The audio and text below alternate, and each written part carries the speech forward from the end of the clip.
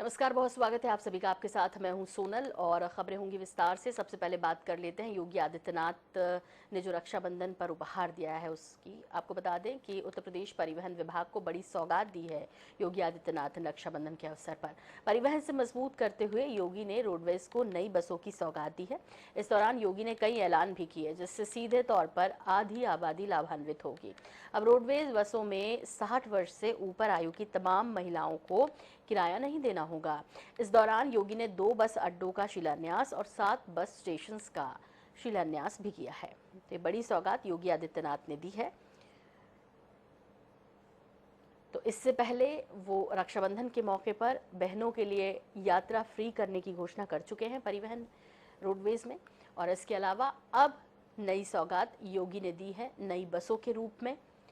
Roadways बसों में बुजुर्ग महिलाओं की यात्रा भी फ्री होगी जो 60 वर्ष से ऊपर है।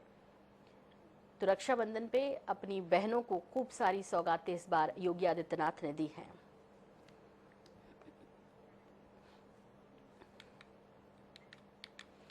इधर अगली बड़ी खबर का रुख कर लेते हैं। उत्तर प्रदेश के मुख्यमंत्री योगी आदित्यनाथ का आज दिल्ली दौरा है। सीएम योगी आज दोपहर 3:10 पर दिल्ली पहुंच जाएंगे। उपराष्ट्रपति वेंकैया नायडू के विदाई समारोह में शामिल होंगे। और 11 अगस्त को नए उपराष्ट्रपति का शपथ ग्रहण समारोह है। जगदीप धनखड़ के शपथ ग्रहण समारोह में शामिल होंगे मुख्यमंत्री योगी आदित्यनाथ। विदाई समारोह है उपराष्ट्रपति का एम वेंकैया नायडू का, जिनके समारोह में शामिल होने के लिए योगी आदित्यनाथ दिल्ली पहुंच रहे हैं आज। और 11 को जगदीप धनखड़ के शपथ ग्रहण समारोह में भी हिस्सा लेंगे।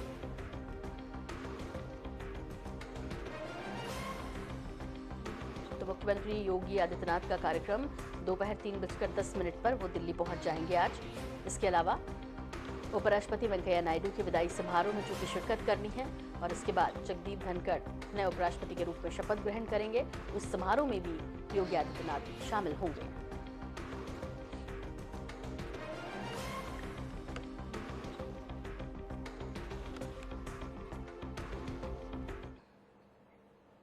बिहार में कई दिनों से जारी महासंग्राम के बाद आखिरकार भाजपा के हाथ खाली रह गए। इस पूरे घटनाक्रम से ठगा हुआ सा महसूस कर रही है भाजपा। अब अपने साथ हुए विश्वासघात के खिलाफ देशव्यापी धरना करने जा रही है। इसी क्रम में आज लखनऊ में नीतीश कुमार के विश्वासघात के खिलाफ भाजपा प्रदेश मुख्यालय के सामने बीजेपी के सीनियर नेता महाधरने पर बैठे हैं। जबकि 11 अगस्त को जिला मुख्यालय में और 12 अगस्त को प्रखंड मुख्यालयों पर भी बीजेपी महाधरने का आयोजन करने वाली है।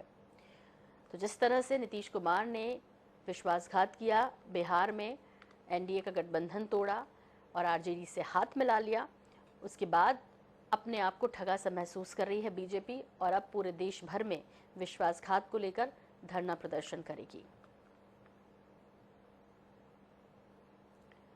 तो भाजपा बिहार में हुए विश्वासघात से आहत है और विश्वासघात के खिलाफ पूरे देश भर में धरना कार्यक्रम करना है।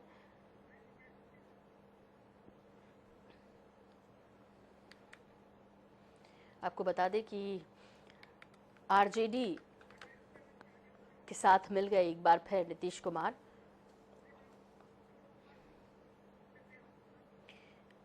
और अनूप कुमार सिंह का रुख कर लेते हैं, हमारे साथ लखनऊ से जुड़ रहे हैं। अनूप कुमार, आपसे जानना चाहेंगे कार्यक्रम किस तरह का है बीजेपी का और क्या क्या करने वाली है आज दिन भर इसके विरोध में जो विश्वासघात बिहार में हुआ है। देखिए, जिस तरीके से बिहार में एक उठापटक हुई और उसके बाद एनडीए का गठबंधन टूटा और दूसरी तरफ 8वीं बार आज जो ताजपोशी होने जा रही नीतीश कुमार की, ऐसे में बीजेपी अपने को ठगा महसूस कर रही है। और जिस तरीके से गठबंधन हुआ था बीजेपी से एनडीए के साथ में, दोबारा सरकार बिहार में बनी लेकिन 5 साल नहीं चल पाई और बीच में ही धराशायी हो गई। अब दूसरी सरकार आज बनने जा रही, शपथ ग्रहण है। ऐसे में भाजपा ये कोशिश कर रही है कि पूरे देश को बताया जाए कि नीतीश कुमार का किस तरीके से पूरा जो बिहार में कैरियर रहा है और कैसे कैसे वो मुख्यमंत्री बने। हालांकि वो 8वीं बार आज इतिहास के पन्नों में दर्ज होगा मुख्यमंत्री का शपथ ग्रहण, क्योंकि बिहार में इतनी बार कोई मुख्यमंत्री नहीं बना है। तो ऐसे में भारतीय जनता पार्टी, क्योंकि आने वाला 2024 का चुनाव है, ऐसे में कहीं नुकसान न होने पावे बिहार में या फिर किसी भी प्रदेश में किसी पार्टी का अगर सरकार होती तो दूसरी पार्टी को वहां पर अपनी सीटों को लाने में थोड़ी मुश्किल जरूर होती है। वही भाजपा सोच रही है कि 2024 में कोई दिक्कत न हो, लेकिन जनता को पहले रूबरू कराना है, क्योंकि 2000 जब अभी विधानसभा का चुनाव हुआ था, ऐसे में एनडीए की सरकार ने जनता के चुना था, उसके बाद सरकार बनी थी, सरकार में सत्ता में आए थे। अब वो सत्ता खत्म हो चुकी है एनडीए के साथ में, दोबारा जो और गठबंधन है 7 गठबंधनों के साथ में आज सरकार वहां पर शपथ ग्रहण लेंगे। हालांकि भव्य रूप से कार्यक्रम का आयोजन किया गया, लेकिन 11 बजे से जो बिहार के सभी जिला कार्यालय हैं वहां पर उनके क्षेत्रीय विधायक, वहां पदाधिकारी, वहां के कार्यकर्ता भाजपा के, वो सब प्रदर्शन करेंगे और जनता से अपील करेंगे कि आने वाले चुनाव में भाजपा को जिस तरीके से एक ठगी महसूस कर रही है, नीतीश ने धोखा दिया है, ये किस वजह से और क्या आगे किस तरीके से भाजपा काम करेगी, इन सब चीजों को लेकर प्रदर्शन करेगी। कल एक विस्तृत रूप से, आज तो जिला मुख्यालय पर है, कल और भी बड़े व्यापक रूप में प्रदर्शन करेगी भाजपा और कोशिश करेगी कि जो गठबंधन टूटा है इसका कोई 2024 पर कोई आंच ना आए। और आने वाले समय में जिस तरीके से बिहार की जनता ने बीजेपी को पसंद किया था, 2024 पे भी उम्मीद है ज्यादा से ज्यादा बीजेपी वहां पर जीत हासिल करे। बिल्कुल, लेकिन अनूप, जिस तरह से कई राज्यों में सरकार बनी है, पुराने गठबंधन टूटे हैं, मुझे लगता है कि बीजेपी को अब समझ में आ रहा है दर्द, जो वो वहाँ अपने दर्द बांट रही है, विश्वासघात की बात कर रही है। हालांकि ये राजनीति है, इसमें कुछ भी हो सकता है कभी भी, और बीजेपी इस संगठन के रूप में बहुत मजबूत है, इसमें कोई दो राय नहीं। बहुत शुक्रिया इस तमाम जानकारी के लिए आपका। इधर लखनऊ से बड़ी खबर है। सूत्रों के मुताबिक उत्तर प्रदेश से जुड़ी ये बड़ी खबर आ रही है। कई मंत्रियों विधायकों के पुराने मुकदमे वापस लेगी सरकार। राजनीतिक विद्वेष से दर्ज केस वापस लेने की प्रक्रिया जल्द होगी शुरू। सरकार के तकरीबन आधा दर्जन मंत्रियों के खिलाफ दर्ज है मुकदमे। तो राजनीतिक विद्वेष से दर्ज केस वापस लेने की प्रक्रिया जल्द शुरू होने वाली है। सूत्रों से जानकारी मिल रही है, सरकार के तकरीबन आधा दर्जन मंत्रियों के खिलाफ दर्ज है मुकदमे। आपको बता दें, सूत्रों के हवाले से इस वक्त की बड़ी खबर उत्तर प्रदेश से आ रही है, जहां पर कई केस वापस लेने की खबरें हैं। कई मंत्रियों और विधायकों के दरअसल ये पुराने मुकदमे हैं, जो केस वापस ले सकती है सरकार। बुढ़ाना क्षेत्र के गांव बिटावदा में मंगलवार को भाकियू के राष्ट्रीय प्रवक्ता चौधरी राकेश टिकैत की अध्यक्षता में गन्ना भुगतान, बिजली के बिल आदि मुद्दों को लेकर किसानों की पंचायत हुई। पंचायत में अन्य जनपदों के भी किसान पहुंचे। उन्होंने कहा कि सरकार दवाई मांग रही है, आंदोलन करके उन्हें ट्रायल देना होगा। राकेश टिकैत ने कहा कि सरकार ने अग्निपथ योजना को लाकर युवाओं के साथ छल किया है।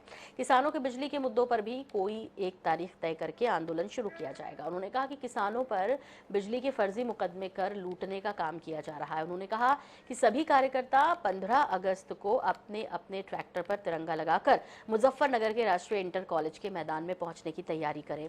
15 अगस्त को शांतिपूर्ण तरीके से तिरंगा लगाकर ट्रैक्टर की परेड की जाएगी। पंचायत में मौजूद एसडीएम अरुण कुमार को बुलाकर पूछा कि नौकरी करते हुए कितना वक्त हो गया, क्या तुम भी अग्निवीर बनोगे? इस पर एसडीएम अरुण कुमार मौन रहे। देखो, उद्देश्य है इनका, जो नौजवान हैं, अग्निपथ योजना काम पूर्ण रूप से ये संगठन उसका विरोध करता है। सरकार उसको वापसी दे। जो गन्ने का भुगतान है उसका तुरंत करवा जाए। जो बिजली अमेंडमेंट बिल के लिए कल पार्लियामेंट में रखा गया है उसको वापसी ले। ये दिल्ली के आंदोलन में समझौता हुआ था। इधर गोरखपुर से खबर है, जहां आज कोर्ट में पेश होंगे कैबिनेट मंत्री संजय निषाद। कसरवल कांड के आरोपी हैं संजय निषाद। गोरखपुर की सीजेएम कोर्ट में दोपहर 2 बजे हाजिर होंगे निषाद। सीजेएम ने वारंट जारी कर कोर्ट में पेश होने का दिया था आदेश। गोरखपुर एमपी एमएलए कोर्ट ने जारी किया है समन। 3 दिन के भीतर उन्हें कोर्ट में पेश होना है।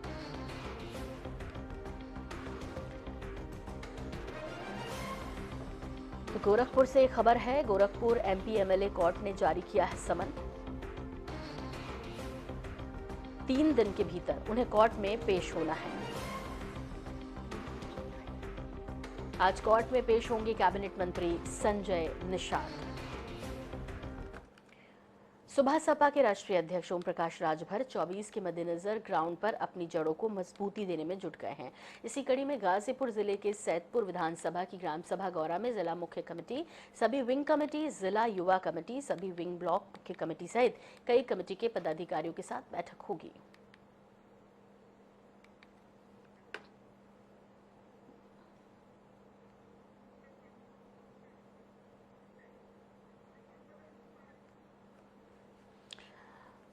और हमारे साथ इस विषय पर ज़्यादा जानकारी के लिए जुड़ रहे हैं हमारे सहयोगी प्रमोद। प्रमोद, आप मेरी आवाज़ सुन पा रहे हैं? जी। ये जो बैठक होने वाली है, महत्वपूर्ण बैठक, ओम प्रकाश राजभर इसमें शामिल होने जा रहे हैं, क्या कुछ डिटेल्स है इसके बारे में आपके पास? देखिए, ये गवर्नर है ये मीटिंग करेंगे, जो कि जिला व्यापार और महिला व्यापार के साथ जो है ये एक बैठक करेंगे और अपने जो है कि पार्टी के मजबूती। प्रमोद, आपकी आवाज़, मुझे लग रहा है शायद वहाँ पर हवा चल रही है तेज़, इस वजह से काफ़ी डिस्टर्ब हो रहा है आपकी आवाज़ में। एक बार फिर से बता दें कि 24 की तैयारियों को लेकर अब कमर कस ली है दरअसल, और इसीलिए ओम प्रकाश राजभर बैठक में शामिल होने जा रहे हैं, रणनीति बना रहे हैं लोकसभा चुनाव 2024 की तैयारियों को लेकर। इधर लखनऊ में आज दोपहर 2:30 बजे कांग्रेस की तिरंगा यात्रा होगी, जिसमें गोल मार्केट महानगर से शुरू होगी ये यात्रा। कांग्रेस के राष्ट्रीय सचिव झंडी दिखाकर इस यात्रा को रवाना करेंगे। यात्रा में सभी प्रमुख कांग्रेस कार्यकर्ता सम्मिलित होंगे। कांग्रेस की भारत जोड़ो पदयात्रा आज से शुरू हो रही है। 15 अगस्त ध्वजारोहण तक ये यात्रा जारी रहेगी।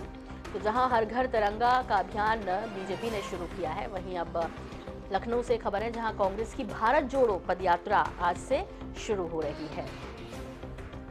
15 अगस्त ध्वजारोहण तक जारी रहेगी ये यात्रा, भारत जोड़ो यात्रा कांग्रेस की। दोपहर 2:30 बजे कांग्रेस की इस तिरंगा यात्रा की शुरुआत हो रही है। लखनऊ से इस वक्त की बड़ी खबर, गोल मार्केट महानगर से इसकी शुरुआत हो रही है दोपहर 2:30 बजे से आज।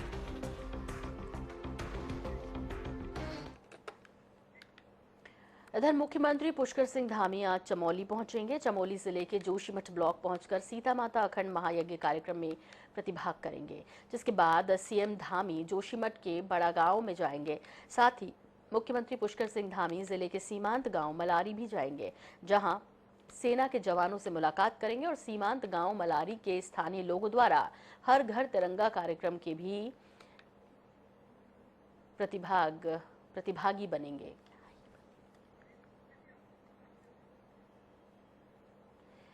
और इस पर ज़्यादा जानकारी के लिए बात करते हैं, हमारे सहयोगी नवीन शुक्ला हमारे साथ जुड़ गए हैं। नवीन, आपसे जानना चाहेंगे, सेना के जवानों से भी मुलाकात करेंगे, हर घर तिरंगा कार्यक्रम में शिरकत करेंगे मुख्यमंत्री, क्या कुछ उनका पूरा कार्यक्रम है, विस्तार के साथ आपसे जानना चाहेंगे। लगता है संपर्क टूट गया है। सीता माता अखंड महायज्ञ कार्यक्रम में भी शामिल होंगे सीएम धामी। जोशीमठ के बड़ा गांव भी जाने का कार्यक्रम है मुख्यमंत्री का। वहीं सेना के जवानों से मुलाकात करेंगे सीएम धामी, हर घर तिरंगा कार्यक्रम में हिस्सा लेंगे। और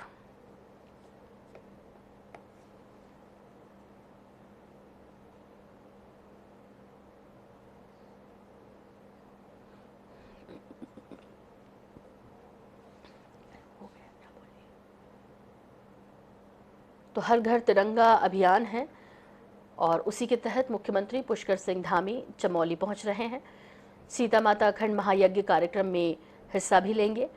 सीएम धामी जोशीमठ के बड़ा गांव भी जाएंगे। नवीन शुक्ला हमारे साथ एक बार फिर जुड़ गया। नवीन, आप मुझे सुन पा रहे हैं? जी निश्चित तौर पर जी। मुख्यमंत्री पुष्कर सिंह धामी का चमोली दौरा है।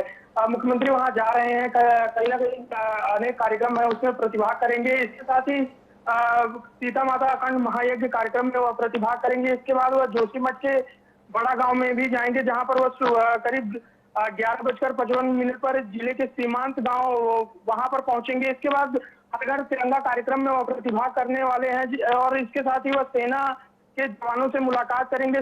जो सीमांत गांव मलारी के है वहां पर जाएंगे, वहां स्थानीय लोगों से मुलाकात करेंगे और हर घर तिरंगा जो कार्यक्रम है उसमें प्रतिभाग करेंगे। जी बिल्कुल नवीन, बहुत बहुत धन्यवाद इस तमाम जानकारी के लिए आपका। इधर रक्षाबंधन को लेकर लखनऊ के बाजार गुलजार दिख रहे हैं। बाजार में रक्षाबंधन पर्व की रौनक देखने को मिल रही है, साथ ही बढ़ती महंगाई का असर भी राखियों पर देखने को मिला। देखिए ग्राउंड जीरो से ये खास रिपोर्ट। रक्षाबंधन करीब आ गया है, ऐसे में राजधानी लखनऊ के आईटी मार्केट जो है वो पूरी तरीके से राखियों से सज चुका है। आप देख सकते हैं ये आईटी मार्केट है, लखनऊ का सबसे मुख्य बाजार कहा जाता है। यहाँ पर तरह तरह की राखियों का आप तस्वीर देख सकते हैं। जो बहनें हैं जो भाई को के कलाई पे राखी बांधने के लिए उत्सुक हैं, उनसे भी बातचीत करेंगे कि वो राखियाँ खरीद रही हैं। मैम, रक्षाबंधन आ गया, क्या तैयारी है? बहुत बढ़िया चल रही है तैयारी। तो भाई के कलाई पे राखी कैसे बांधेंगी, क्या तैयारी की अब तक? अभी कुछ खास तो नहीं, पर जैसे हमेशा बनाते वैसे आई। लेकिन दुकानदार का ये भी कहना है कि अगर पिछले साल के बजाय देखा जाए, अगर उसका तुलना किया जाए तो कोरोना काल के बाद अब जो है परिस्थिति वो सामान्य हो गई है और जो बहनों के भाई के प्रति जो बहनों का उत्साह है, उमंग और उल्लास है, वो साफ तौर से देख सकते हैं। ये धूप है जो कि चटखारी धूप है, लेकिन इसके बावजूद भी भाई के लिए राखियां खरीदने को सभी बहनें मार्केट में निकल चुकी हैं। लेकिन इस बार राखियों पर भी महंगाई का मार देखने को मिल रही है। दुकानदार का कहना है कि 30 से 40% तक कीमतों में बढ़ोतरी हुई है। ये गणेश जी पे काम ज्यादा, इस पे करा हुआ जगह का काम ज्यादा। 150 रुपए पीस का है।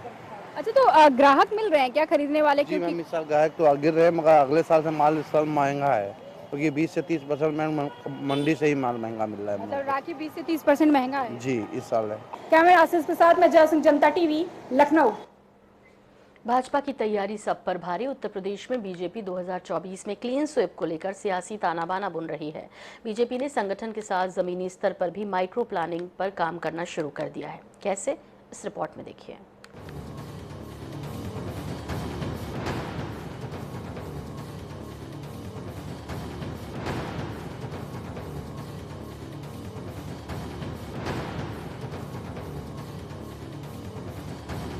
उत्तर प्रदेश में इसी वर्ष विधानसभा चुनाव में विरोधियों को परास्त करने के बाद सत्ताधारी भाजपा ने 2024 में होने जा रहे लोकसभा चुनाव के लिए तैयारियां तेज कर दी हैं।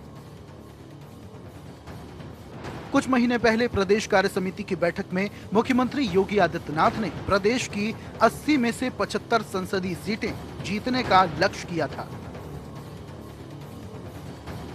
उसी के हिसाब से संगठन ने भी पूरे उत्साह से रणनीति पर काम करना शुरू कर दिया है। दूसरी तरफ उत्तर प्रदेश में विधानसभा चुनाव 2022 में करारी हार के बाद फिलहाल विरोधी दल अभी बिखरा हुआ है और दोबारा खड़े होते भी नजर नहीं आ रहा है। वहीं भारतीय जनता पार्टी ने लोकसभा चुनाव 2024 के लिए अभी से मजबूत मोर्चेबंदी शुरू कर दी है। सबसे बड़ी बात यह है कि चित्रकूट में भाजपा के प्रदेश प्रशिक्षण वर्ग में चुनावी रणनीति को जमीन पर उतारने की जो रूपरेखा तय हुई है, अब उसे अलग अलग वर्गों तक पहुंचाने के लिए 7 मोर्चों की फौज को भी प्रशिक्षित कर दिया गया है।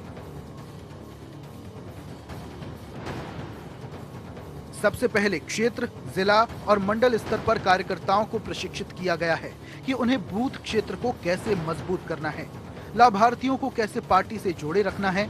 इसके लिए पिछले दिनों चित्रकूट में भाजपा का प्रदेश प्रशिक्षण वर्ग आयोजित हुआ, जिसमें प्रदेश पदाधिकारी, प्रदेश कार्य समिति सदस्य और मुख्यमंत्री समेत लगभग सभी मंत्री शामिल हुए थे।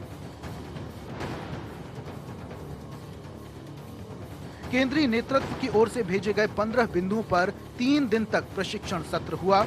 अलग अलग कार्यक्रमों की रूपरेखा तय हुई, जिनके आधार पर समाज के हर वर्ग को भाजपा के पक्ष में अब तक हुए चुनाव की तरह जोड़े रखना है।